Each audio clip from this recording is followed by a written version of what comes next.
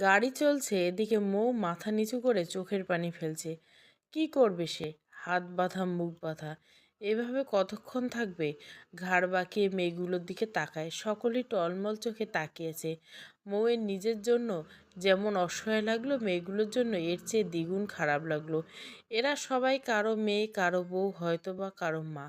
চোখ থেকে পানি গড়িয়ে পড়ছে, অথচ সবার কত করুণ দশা। মৌ মাথা নিচু করে নিঃশব্দে চোখের পানি ফেলে আর মনে মনে আওড়ায়, এ আপনি আমায় কোথায় পাঠালেন? আমার ভীষণ কষ্ট হচ্ছে সোহাগ, ভীষণ অসহায় লাগছে, প্লিজ আমাকে নিয়ে যান এখান থেকে। কাঁদতে কাঁদতে চোখ ব্যথা হয়ে গিয়েছে, কিন্তু চোখ দুটো থামে না। কি করে থামবে এমন এক দমবন্ধকর জায়গায় এসে? নিজেকে সামলানোর চেষ্টা করে বড্ড ক্লান্তিতে সিটে মাথাটা এলিয়ে দেয় মৌ। চোখ বুঝে ভাবে তার কি করা উচিত। এভাবে চুপচাপ বসে থাকলে হবে না। কিছু একটা ভেবে মাথা তুলে সোজা হয়ে বসে হাতের বাঁধন খোলার চেষ্টা করে। দুহাত মুচড়িয়ে অনেক চেষ্টা করে, কিন্তু ব্যর্থ হয়। চোখের কোণে ঘেঁষে পানি গড়িয়ে পড়ে। হাল ছেড়ে দিলে এরা কোথায় নিয়ে গিয়ে কি করবে সে জানে না। না, চুপ করে এভাবে কাঁদলে এর সমাধান হবে না। তাকে কিছু একটা করতে হবে। অতঃপর মৌ বাঁকা হয়ে বসে পা দুটো সিটের উপর তুলে চোখের ইশারায় পাশের মেয়েটিকে ঘুরে বসতে বলে। মৌয়ের ইশারায় মেয়েটি কোথায় বুঝলো। সে মৌয়ের দিকে পিঠ ফিরিয়ে বসে। মৌ দেখে মেয়েটির হাতের একটা কাপড় বাঁধা। সে একবার ড্রাইভার আর তার সামনে বসা লোকটির দিকে তাকায়। তারা তাদের মতো তাদের কাজে ব্যস্ত। মৌ তার দৃষ্টি ফিরিয়ে মেয়েটির হাতের দিকে আনে। তার দুই পা এগিয়ে নিয়ে মেয়েটির পায়ের কাছে রাখলে মেয়েটি সামান্য ঘাড় বাঁকিয়ে তাকায়। বুঝতে পারে মৌ তার হাতের গিঁট খুলতে যাচ্ছে। আশার আলো দেখতে পায় সে। মৌ অনেক চেষ্টা করে দুপায়ের নখ দিয়ে গিঁটটা খোলার।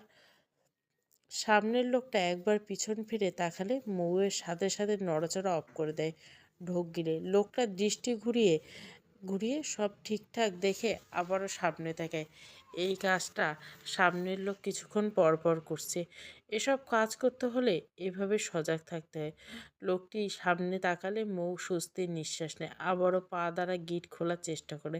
তার পায়ের নখ ব্যথা হয়ে যায়, কিন্তু গিট দুটো খুলতে পারা তো দূর, একটু ঢিল করতে পারে না। বিরক্তি, ভয় সব সামলিয়ে সিটে মাথা ঠেকিয়ে দেয়। মনে হচ্ছে সে এখান থেকে বাঁচতে পারবে না। কথাটা ভাবতে আবারও চোখের কোণে পানি জমে। পারছে না সে। অসহায় চোখ দুটো মেয়েটির বাঁধা হাত দুটোর দিকে তাকিয়ে শব্দহীন চোখের পানি ফেলে। মেয়েটাও পিছন ফিরে সিটে হেলান দিয়ে আছে। কিছুক্ষণ আগে যে আশার আলো দেখেছিল তা নিমেষেই নিভে গিয়েছে। মৌ চোখ বুজে নেয়। এই তো কিছুক্ষণ আগের কথা। সোহাগ তাকে জড়িয়ে নিয়েছিল, তার কপালে চুমু দিয়েছিল, তার জন্য যত্ন করে চিঠি লিখেছিল। কত ভালোবাসাময় এক স্বামী তার। অথচ সে ভালো মানুষ নয়। কথাটা মনে আসতে শরীরের সাথে সাথে মনটাও ভীষণ দুর্বল লাগলো মৌয়ের। সোহাগ নিজের মুখে তাকে এ গাড়িতে তুলতে বলছে। মৌ জানে সোহাগ তাকে চিনতে পারেনি বলে গাড়িতে উঠেছে, কিন্তু ওই মেয়েগুলো তো কোনো এক পরিবারের সদস্য। সোহাগ কেন এদের কথা ভাবল না? সে চোখের সামনে তার স্বামীকে এসবের সাথে যুক্ত দেখলেও দম আটকে আসছে মেয়েটির। সে জানে এরা তাকে মারবে না, এমনকি কাউকেই মারবে না, তবে জীবন্ত লাশ বানিয়ে দিবে। যদি মেরে ফেলতো তবে মৌ নিশ্চিতে মরে যেত, কিন্তু এরা যে প্রতিটা মেয়ের ইজ্জত হরণ করবে। আর যাই হোক, মৌ নিজের ইজ্জত হরণের চেয়ে মৃত্যুকে বেশি পছন্দ করে। সে পবিত্র থেকেই এ দুনিয়া থেকে বিদায় নিতে চায়। পবিত্র অবস্থায় আল্লাহর সাথে সাক্ষাৎ করতে চায়। কী করবে স্বামীর এত ভালোবাসা দিয়ে? যে একজন নিকৃষ্ট মানুষ হিসেবে নিকৃষ্ট, সে চায় না অমন মানুষের ভালোবাসা। ভেতরটা ছিঁড়ে যাচ্ছে। চিৎকার করে কাঁদতে ইচ্ছা করছে। কতক্ষণ যে আবারও চোখের পানি ফেললো সে হিসাব নেই। মাথা ব্যথায় মনে হচ্ছে মাথা খুলে পড়বে। মৌ নিজেকে সামলালো। আবারও সোজা হয়ে মেয়েটার হাতের কাছে তার পা নিয়ে গেল। চোখ বুজে মনে মনে বলল, আল্লাহ প্লিজ সাহায্য করো। অতঃপর আবারও হাতের গিঁট খোলার চেষ্টা করে। অনেকক্ষণ চেষ্টা করে ব্যর্থ হয়, হাল ছাড়ে না। আল্লাহর উপর ভরসা করে চেষ্টা করতে থাকে। অনেকক্ষণ পর গিটের একটুখানি হালকা করতে পারে। মৌ খুশি হয়ে ধীরে ধীরে আর একটু চেষ্টা করতে সামনের লোকটা হঠাৎ পিছন ফিরে মৌয়ের পা থামিয়ে স্ট্যাচু হয়ে যায়। চোখ জোড়া বুজে নেয়, ঢোক গিলে। নিঃশ্বাস নিতেও ভয় করছে তার। লোকটা কিছুক্ষণ চোখ ঘুরিয়ে আবারও সামনে তাকায়। মৌ ধীরে ধীরে চোখ মেলে সামনে তাকিয়ে দেখে লোকটা সামনের দিকে ফিরছে। অতঃপর আবারও পা দিয়ে গিট্টুটা খোলার চেষ্টা করে। বেশ সময় নিয়ে অবশেষে গিট্টুটা খুলতে সফল হয় মৌ। এদিকে মেয়েটি যখন বুঝতে পারে তার হাতের বাঁধন আর নেই, সাথে সাথে সে তার মুখ থেকে বাঁধা কাপড় সরিয়ে মৌয়ের দিকে তাকিয়ে মৌয়ের হাতের বাঁধন খুলে দেয়। সব মেয়েদের চোখ চকচক করে ওঠে। মৌ নিজের মুখের কাপড়টা সরিয়ে মেয়েটার দিকে চেপে খুব ছোট্ট কণ্ঠে বলে, মুখে কাপড় আলতোভাবে রাখবে, নয়তো ওরা সন্দেহ করবে। মৌয়ের কথা মতো মেয়েটি তাই করে। এরপর একে একে সবার হাত খুলে দেয় মৌ আর ওই মেয়েটি। সবাই মুখে আলতো কাপড় রেখেছে লোকদের দেখানোর জন্য, আর দু হাত পিছনে বাঁধার ভঙ্গিতে রেখেছে। অনেকক্ষণ গাড়ি চলল। হঠাৎ চলন্ত গাড়ি ব্রেক কষে। তাদের সম্মুখ বরাবর একটা বড় গাড়ি। সামনের লোকটি যেদিকে তাকিয়ে দুটো গালি দেয়, এরপর গাড়ি থেকে নেমে দাঁড়ায়। লোকটি বেশ কিছুক্ষণ কথাবার্তা চলতে থাকে। মৌ গাড়ির দরজা খুলতে চায় কিন্তু পারে না। এর মধ্যে লোকটি এসে আবারও বলে গাড়ি স্টার্ট দেয়। মৌ দৃষ্টি জুড়ে অসহায়ত্ব ঘিরে ধরে। সে কিভাবে এখান থেকে পালাবে? তার ভরসার স্থল হারিয়ে গেছে। সেই তো তাকে এই নরকে পাঠালো। মৌ আর এ কষ্ট সহ্য করতে পারছে না। ভীষণ মনে পড়ছে তার স্বামীকে। কি হতো যদি সোহাগ তাকে চিনে তার বুকে আগলে নিত? মৌয়ের মন প্রতিবাদ করে বলে ওঠে, না না, অমন মানুষের বুক তার চাই না, যে অন্যের কথা ভাবে না, যে অন্য মেয়ের কথা ভাবে না, অন্যের বোনের কথা ভাবে না, তার বুক মৌয়ের চাই না। সে যেমনই সোহাগের বউ, এখানে অনেকে কারো না কারো বউ। সোহাগ কেন ভাবলো না এই মেয়েদের কষ্টের কথা? কথাগুলো ভেবে মৌয়ের চোখ ছাপিয়ে জল গড়ায়। আর কাঁদবে না সে, চোখের পানি ফেলতে পারে না, কিন্তু চোখের বাঁধ মানে না। হঠাৎ আবারও গাড়িতে ব্রেক কষে। মৌ ঝাপসা চোখে পলক ঝাপটায়। লোকটি বাইরে বেরিয়ে কাকে যেন কল করে। প্রায় 10 মিনিট পর কয়েকজন ছেলে মেয়ে আসলো। এসে গাড়ির দরজা খুলে। মৌয়ের বুক টিপটিপ করছে ভয়ে। একজন এক একজনকে ধরে ধরে নামাচ্ছে। কোনো ছেলে কোনো মেয়েকে ধরছে, কাউকে কোনো মেয়ে ধরছে। ভাগ্য সহায় থাকলে মৌকে একজন মেয়ে শক্ত করে চেপে ধরে নামায়। মৌ আশেপাশে চোখ ঘুরে তাকায়। তাদের সবাইকে সামনে একটা বড় গাড়িতে তুলবে বলে নিয়ে যাচ্ছে। মেয়েটা একটু বেখেয়ালি হলে মৌ জোরে বলে ওঠে, আপুরা পালাও। মেয়েগুলো তাদের ধরে রাখা লোকগুলোর গায়ে জোরে ধাক্কা দিয়ে দৌড় দেয়। হাত দিয়ে মুখের কাপড়গুলো ছুঁড়ে ফেলে। হঠাৎ ধাক্কায় মেয়েগুলো এদের ধরে রাখা লোকগুলো বুঝতে পারে না তারা যেভাবে ভেবেছিল এদের হাত পা মুখ বেঁধে রেখেছে, তারা থাকতে এরা কেউ এত সাহস দেখাবে না। কিন্তু এদের হাত মুখ যে খোলা ছিল, এটা তারা কেউ বুঝতে পারেনি, যার কারণে এমন হয়েছে। আজ পর্যন্ত এমন হয়নি কখনো। ভাবনা রেখে সকলে দ্রুত মেয়েগুলোর পিছে ধাওয়া করলো। মৌকে যে মেয়ে ধরে রেখেছিল সেই মেয়েটি দ্রুত মৌকে ধরে ফেলে। মৌ পেরে ওঠে না এই মেয়েটির সাথে। তার তো এত সবার অভ্যাস নেই। মেয়েটা মৌয়ের মুখ বেঁধে দেয় শক্ত হাতে। মৌয়ের দু হাত পেছনে মুচড়ে ধরে। মৌ মৃদু আর্তনাদ করে ওঠে, আবারও চোখের পানি ফেলে। কিছু একটা ভেবে মেয়েটার পায়ের উপর খুব জোরে পাড়া দেয়। মেয়েটি ব্যথায় মৌকে ছেড়ে দিল। মৌ প্রাণপণে দৌড়ায়। মৌকে ধরে রাখা মেয়েটি তার আঘাতপ্রাপ্ত পা চিপে ধরে চিল্লায় বলে, ভাই এই মেয়েটিকে ধর, এই মেয়েটিকে ধর। কয়েকজন ছেলে মৌয়ের পিছু নিয়েছে অলরেডি। মৌ পিছু ফিরে একবার দেখে ছেলেগুলোর দিকে। ভয়ে পুরো শরীর কাঁপছে। কয়েকটা মেয়েকে লোকগুলো ধরে ফেলেছে। মৌয়ের সামনে 3টে মেয়ে দৌড়াচ্ছে। তারা মৌয়ের থেকে অনেক এগিয়ে, কিন্তু মৌ পিছিয়ে যাচ্ছে। পায়ের জুতো খুলে দৌড়াচ্ছে, পায়ের সাথে কিছু একটা বেঁধে যায়। মেয়েটা তবুও থামে না। এরা যেন নরপশু, এদের হাতে ধরা মানে দেওয়া মানে সে অপবিত্র হাত দিয়ে চোখের পানি মুছে দৌড়াতে থাকে। পায়ের মধ্যে কি যেন ফুটছে, ভীষণ ব্যথা করছে। পা ভেজা ভেজা মনে হচ্ছে। মৌ বুঝতে পারে পা কেটে গেছে। তার মনে হয় এই রাস্তায় কাচের টুকরো দিয়ে ভর্তি, কিন্তু সে দেখে না। সে মরতে ভয় পায় যতটা, তার চেয়ে অনেক বেশি ভয় পায় তার ইজ্জত কেউ হাত দেবে ভাবলে। যার ফলে এতটুকু ব্যথা মেয়েটিকে দমাতে পারল না। এই রাস্তায় এই পাচারকারী লোকদের একটি গাড়ির কাঁচ ভেঙে রাস্তা অনেকটা জুড়ে ছড়িয়ে ছিটিয়েছে। মৌ দৌড়ানোর সুবিধার্থে পায়ের জুতো খুলে ফেলেছে, কিন্তু এটা বোধহয় আরও বড় ভুল হয়ে গেল। পা অবশ হয়ে আসছে, কত শত কাচের টুকরো যে তার পায়ে বিঁধেছে একমাত্র আল্লাহই জানে। পায়ের যন্ত্রণায় পা ভেঙে যাচ্ছে। সোহাগের মুখটা মুখের সামনে ভেসে ওঠে বিড়বিড় করে। আপনি কোথায় সোহাগ? আপনার অপরিচিতাকে এখান থেকে নিয়ে যান প্লিজ, আমি আর পাচ্ছি না। মৌ শব্দ করে কেঁদে ওঠে। তার দৌড়ানোর গতি কমে আসে, তবুও থামে না। কিছুক্ষণের মাঝে একটি ছেলে মৌয়ের হাত টেনে গায়ের সর্বশক্তিমান দিয়ে থাপ্পড় মারে মৌয়ের ডানে গেলে। মৌ ছিটকে রাস্তার উপরে উপুড় হয়ে পড়ে, ডুকরে কেঁদে ওঠে।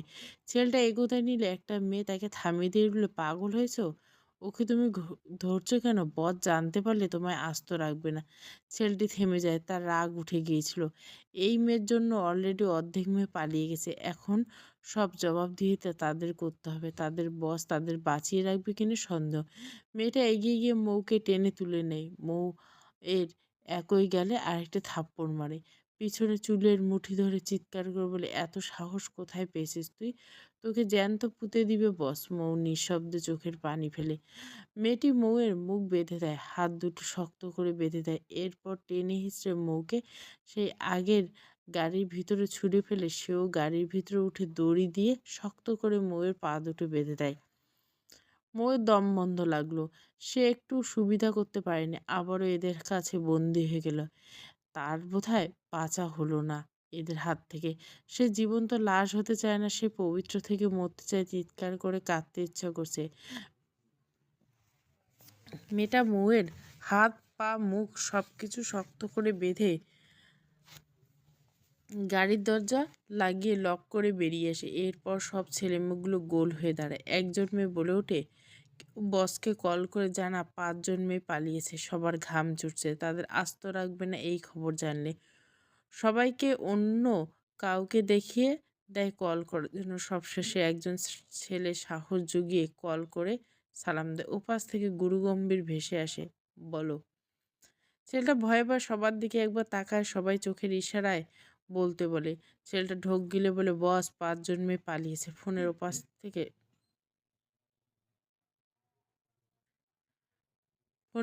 থেকে লোক চিৎকার করে বলে ওঠে, হোয়াট? ছেলেটা সাপাই গায়ে, আমাদের দোষ নেই বস, একটা চালাক মেয়ে এইসব ঘটিয়েছে। সরি। তোরা কি ঘুমিয়েছিলি জানোয়ারের দল? তোদের কবর এবার আমি খুঁড়ব। ছেলেটা কাঁপা কণ্ঠে বলে ওঠে, সরি স্যার। ওপাশ থেকে রাগ মিশ্রিত কণ্ঠে ভেসে আসে, তোদের তো পড়েই দেখেছি আমি। আগে ওই সাহসী মেয়েটাকে আমার গোডাউনে আন। খবরদার, আমার ছোঁয়ার আগে যেন কোনো ছেলে ওই মেয়ের স্পর্শ না পায়। যে ওকে ধরবে তাকে কেটে টুকরো টুকরো করব। ছেলেটা ভয়ে ভয়ে কাঁপা কাঁপা কণ্ঠে বলে, জি জি জি বস।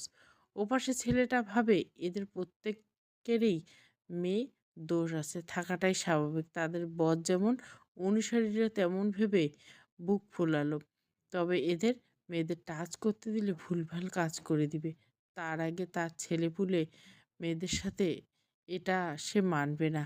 সে করে ছুঁড়ে ফেলবে, তারপর তারা এই মেয়েদের ছিঁড়ে খাক, সে ডোন্ট কেয়ার নিয়ে থাকে। অতঃপর গম্ভীর মুখে বলে, কাউকে আমার মনে ধরলে তার কাছে যদি শুনেছি আমার আগে কেউ তাকে ছুঁয়েছে, তাহলে তার স্পর্শ তার শরীরে থাকবে, তার মৃত্যু নিশ্চিত। সবগুলোকে আমার গোডাউনে এনে আমার প্রত্যেকটা বেডরুমে এক একজন করে সাজিয়ে রাখবে, আন্ডারস্ট্যান্ড? ছেলেটি ভীতকণ্ঠে বলে, জি বস। কালকের মধ্যে সব ঘাটতি করা মেয়ের সংখ্যা পূরণ চাই। চাই মানে? এই বলে কল কেটে দেয়। ছেলেটা ফোন রেখে বলে, সব মেয়েকে বস গোডাউনে নিয়ে যেতে বলছে। আর কোনো মেয়েকে কোনো ছেলে ধরিস না। জানিস তো, বস ইউজ করা জিনিস দিলে বস তাকে আস্ত রাখবে না। আর সে মেয়ে পালাতে সাহায্য করেছে সবাইকে, ওকে আলাদা রাখ। ওর কথা বস আগে বলেছে, দেখিস বস ওকেই আগে খুঁজবে। কোনো মেয়েকেই কোনো ছেলে ধরিস না, আমরা শুধু সাপোর্ট দিব ওদের। চোখের ইশারায় তাদের সামনে দাঁড়ানো মেয়েগুলোর দিকে তাকিয়ে কথাগুলো বলে একজন। অতঃপর মেয়েগুলোর উদ্দেশ্য বলে, তোমরা নিয়ে যাও মেয়েগুলোকে। সবাই মাথা নাড়ে। যে মেয়েগুলোকে ধরতে পেরেছে তাদের কয়েকজন মেয়ে ধরে নিয়ে আগের মাইক্রোতে ওঠায়। মেয়েগুলো বাঁচার সব আশা শেষ হয়ে যায়, কাঁদতে থাকে। কিন্তু পাষাণ মেয়েগুলোর মন গলে না। এরপর সেখান থেকে দুটো মেয়ে মৌকে মাইক্রো থেকে নামিয়ে রাখা একটা প্রাইভেট কারে ওঠায়। এই মেয়েটি বস স্পেশালি চেয়েছে হেরফের যাতে না হয়, তাই এর ব্যবস্থা। এরপর মৌ দুপাশে মেয়ে দুজন বসলে গাড়ি ছেড়ে দেয়। ময়ূর ভীষণ কান্না পাচ্ছে, বলতে ইচ্ছে করছে, আমায় ছেড়ে দাও তোমরা প্লিজ। তোমাদের কি পরিবার নেই? আমার বাবা মা বোন স্বামী সবাই আছে, আমায় তাদের কাছে যেতে দাও। তোমরাও তো মেয়ে, একটা মেয়ে হয়ে আর একটা মেয়ের সর্বনাশ করছো বলো। মনের কথা মনেতেই চাপা পড়ে, মুখ ফুটে বলার সামর্থ্য নেই। মুখ যে শক্ত বাঁধনে বাঁধা, মৌয়ের চোখের ছাপিয়ে জল গড়িয়ে পড়ে তো আছে। আল্লাহর কাছে সাহায্য চাইছে মনে মনে। হাসবুনাল্লাহু লিমাল ওয়াকিল। মেয়েগুলোকে একে একে গোডাউনের ভেতর থেকে এনে একজনকে এক এক ঘরে ছুঁড়ে ফেলে। প্রতিটি কক্ষ অন্ধকার। এরপর প্রতিটি ঘরের দরজা আটকে ঘরগুলো সামনে দাঁড়িয়ে থাকে। কিছুক্ষণ পর মৌকে মেয়ে দুটো ধরে গাড়ি থেকে নামিয়ে পায়ের বাঁধন খুলে দেয়। শক্ত করে মৌকে দুপাশ থেকে দুজন সামনের দিকে এগিয়ে নেয়। মৌ বুঝতে পারে না তাকে কোথায় নিয়ে যাচ্ছে। সে ঠিক করে পা ফেলতে পারছে না। পায়ের ভেতরে অনেক কাঁচের টুকরো পেয়েছে বোধহয়। পা ভেঙে যাচ্ছে, কিন্তু মেয়ে দুটো তাকে টেনে নিয়ে যাচ্ছে। একটা জায়গাতে নিয়ে গিয়ে মেয়ে দুটোকে মৌকে একটা রুমের ভিতরে ধাক্কা দিয়ে ঢুকিয়ে দেয়। অল্প দরজা লাগিয়ে তালা দিয়ে দেয়। মৌ ধাক্কা খেয়ে মেঝেতে মুখ থুবড়ে পড়ে যায়। ফুপিয়ে উঠতে পারে না, হাত বাঁধা। মাথা উঠিয়ে দেখে চারদিকে বিদঘুটে অন্ধকার, একটু আলো নেই। নিজেকে দেখতে পাচ্ছে না, ভয়ে গলা শুকিয়ে আসছে। এটা কোথায় আনলো তাকে? বেশ অন্ধকার, দম বন্ধ করা অন্ধকারে মৌ কাঁদলো বসে বসে। আর কত কাঁদবে? সেই রাত থেকে চোখ থেকে পানি ঝরছেই তো ঝরছে। তার চোখ বোধহয় অন্ধ হয়ে যাবে। সোহাগকে মনে পড়ছে ভীষণ। তার স্বামী তাকে খুঁজছে না কেন? কেন তাকে পাচ্ছে না? বিড়বিড় করে বাধা মুখে, আপনি আমার কাছে আসুন না সোহাগ। আমার পায়ের ভীষণ যন্ত্রণা হচ্ছে। এত অন্ধকারে আমার দম বন্ধ হয়ে আসছে। প্লিজ আমায় নিয়ে যান এখান থেকে। আমায় সাহায্য করুন। আপনি কি জানেন আপনার অপরিচিত কতটা কষ্ট আছে? আপনার বুকে ব্যথা আমায় অনুভব করতে বলেন। তাহলে এখন কেন আপনি আমার ব্যথা আমার থেকে এত দূরে? এ কোথায় পাঠালেন আমায় সোহাগ? আপনি আমায় ভালোবাসেন না সোহাগ? আমি তো অনুভব করি। তাহলে আপনি কেন এমন জায়গায় আমায় পাঠালেন বলুন? আসুন না, আমায় আমায় বের করুন এখান থেকে। কথাগুলো বাধা মুখে কোনো রকম বলে গুঙ্গিয়ে কেঁদে ওঠে মেয়েটা। কিছুক্ষণ পর কোনো রকম উঠে দাঁড়ায়। পা মাটিতে রাখলে ব্যথায় কাঁকিয়ে ওঠে। পা দুটো গুটিয়ে নেয়। আশেপাশে তাকায়, কিচ্ছু দেখতে পায় না। কেমন ঘুটঘুটে অন্ধকার। পা কুঁকড়িয়ে সামনের দিকে যাওয়ার চেষ্টা করে, যদি এখান থেকে বেরোতে পারে সেই চেষ্টায়। কিছুটা এগিয়ে গিয়ে দেওয়ালের সাথে ঠাস করে বাড়ি খেয়ে উল্টে পড়ে যায়। শরীর দুর্বল থাকে, এতটুকুতে পড়ে যায়। কোমরে হাত দিয়ে বেশ ব্যথা পায়। দুপায়ের পাতা ব্যথায় টনটন করে। চোখ থেকে পানি গড়িয়ে পড়ছে মেঝেতে। মৌ সেভাবে কিছুক্ষণ শুয়ে শুয়ে কাঁদে। এরপর ধীরে ধীরে উঠে বসে। বসে থেকে একটু একটু করে এগিয়ে গিয়ে দেওয়ালের সাথে পিঠ ঠেকায়। তার হাত দুটোর বাঁধন আগে খুলতে হবে, কিন্তু কী করে খুলবে? দড়ি দিয়ে খুব শক্ত করে বেঁধেছে। মৌ বেশ অনেকক্ষণ দেওয়ালে হেলান দিয়ে চোখ বুজে রইল। শরীরটা ভীষণ ক্লান্ত লাগছে। চোখের পাতা টেনে তুলতে পারছে না। এভাবে থাকতে থাকতে কখন যে চোখ লেগে যায় মেয়েটা বুঝতে পারে না। আপনি আমায় ভালোবাসেন না? তুমি ভীষণ বোকা অপরিচিতা। চোখে যা দেখো তাই বিশ্বাস করে নাও। আপনি আমি আপনাকে যেভাবে দেখি সেভাবে বিশ্বাস করি। কৌতুক হেসে বলে, এই জন্য তো তোমায় বোকা বললাম। মৌ কেঁদে কেঁদে বলে, আপনি খুব ভালো মানুষ। আমার স্বামী আপনি, খুব ভালো আপনি। আমায় ভীষণ ভালোবাসেন। সোহাগ হেসে বলে, আহা মেয়ে, তুমি এখনো বোকা বোকা কথা বলছো। আপনি আমায় ভালোবেসে অনেক কষ্ট সহ্য করেছেন, আমি সব জানি। আপনার ডায়েরি পড়েছি আমি। সোহাগ হেসে বলে, নিজের চোখের কষ্ট পেতে দেখছো? ডায়েরির 2 পাতা দেখে বিশ্বাস করে নিলে বোকামো। আপনি আমায় রেখে কোথায় যাচ্ছেন? যাবেন না সোহাগ, আপনি আমার স্বামী, যাবেন না। সোহাগ হাসতে হাসতে বলে, উপরে উপরে তোমার স্বামী, উপরে উপরে তোমার বসবাস, ভেতরে ভেতরে অগণিত নারী রাজত্ব করে বেড়ায় আমার ভেতরে। এই বলে জোরে জোরে হাসতে থাকে, কোথায় যেন মিলিয়ে যায়। ও চিৎকার করে ওঠে, কিন্তু আওয়াজ নেই। বাঁধা মুখ থেকে গোঙানোর শব্দ বের হয়। ঘুম ভেঙে যায় ময়ূর। গলা শুকিয়ে কাঠ হয়ে যাচ্ছে। ঘেমে নেমে একাকার হয়ে গেছে মেয়েটা। ডুকরে কেঁদে উঠে বিড়বিড় করে, আপনি আমায় ভালোবাসেন সোহাগ? কেন আমায় স্বপ্নে এসে মিথ্যে বলে গেলেন? আপনি আসুন না সোহাগ আমার কাছে, আপনার বুকটা চাই, আমি ভীষণ করে চাই। আপনি প্লিজ আসুন সোহাগ, এসব স্বপ্ন মিথ্যে, আমি জানি আপনি আমায় ভালোবাসেন, খুব ভালোবাসেন। একটু থেমে আবারও বিড়বিড় করে বলে, আপনি সত্যি এসব খারাপ কাজে যুক্ত সোহাগ? তা না হলে কেন আমাকে এই নরকে পাঠাবেন? আপনি কি আমাকে চিনতে পেরে এই নরকে পাঠিয়েছেন সোহাগ? আপনি কি স্বপ্নের মতো সত্যি আমায় ভালোবাসেন না সোহাগ? না না, স্বপ্ন মিথ্যা, শয়তান দেখিয়েছে বোধহয়। আমি যে দোয়া পড়ে ঘুমাইনি। আপনি আসুন না সোহাগ, আপনার অপরিচিতাকে এখান থেকে আপনার বুকে একটুখানি ঠাঁই দিন সোহাগ, আমি যে আর পারছি না। আরও কতক্ষণ যে কাঁদল মেয়েটা। এরপর দুর্বল শরীরে পিছনে বাঁধা হাত মুচড়ায় নিজে নিজে, দু হাতের আঙ্গুল দিয়ে চেষ্টা করতে থাকে হাতটা খোলার। হাত খুলতে পারলে এখান থেকে বেরোনোর একটা পথ পেত, পারেন না তো। আবারও কেঁদে ওঠে। এভাবে 40 মিনিটের বেশি সময় নিয়ে চেষ্টা করতে করতে বাঁধা দড়ির বাঁধন হালকা হয়ে যায়। মৌ বুঝতে পারে, একটুখানি স্বস্তি পায়। এরপর ধীরে ধীরে আরও কিছুক্ষণ চেষ্টা করতে করতে হাত দুটোর বাঁধন থেকে মুক্ত করতে সফল হয়। আল্লাহর কাছে শুকরিয়া আদা করে। হাত দুটো ছিলে গিয়েছে, আলতোভাবে দু হাত ধরল। ভীষণ জ্বলছে, দ্রুত হাতের বাঁধন খুলে ফেলল। কিছুক্ষণ পর শান্তিতে একটু নিঃশ্বাস নিল। এরপর তাড়াতাড়ি করে উঠে দাঁড়ালো। পায়ের কাছগুলো ফুটিয়ে যাওয়ার ব্যথা আবার চাড়া দিয়ে ওঠে। মৌ দু হাতে মুখ চেপে কেঁদে। তার জীবনে এত শারীরিক মানসিক কষ্ট সে পায়নি। কোনো রকম নিজেকে সামলে এগিয়ে গেল অন্ধকার ঘরে, চারপাশে হাত দিয়ে বেড়ালে যদি ঘরের কোথাও লাইট পায়। অনেকক্ষণ খুঁজলো কিন্তু পেল না, হাল ছেড়ে দিল। হঠাৎ করে কিছুর সাথে খুব জোরে মৌ একটু ধাক্কা খায়, ব্যথায় জায়গাটা টনটন করছে, চোখ থেকে পানি গড়িয়ে পড়ছে। নিজেকে সামলে আবারও দেওয়াল ধরে ধরে এগোয়। হাতের কাছে দরজার মতো কিছু লাগে, হাত দিয়ে সেটা একটা থাপ্পড় দেয় আর কাতর স্বরে বলে, কেউ আছেন? দরজাটা খুলুন, একটু দয়া করুন প্লিজ, কেউ আছেন? আমায় বাঁচান, দয়া করুন। এভাবে কেঁদে কেঁদে অনেকক্ষণ ডাকলো, কারো কোনো সাড়া নেই। মৌ দরজা বরাবর বসে হাঁটুতে মুখ গুজে আবারও কাঁদতে লাগলো। আবারও উঠে হাতিয়ে হাতিয়ে অন্যদিকে গিয়ে চিৎকার করে অনেকক্ষণ ডাকলো, কেউ প্লিজ সাহায্য করুন, বাঁচান কেউ।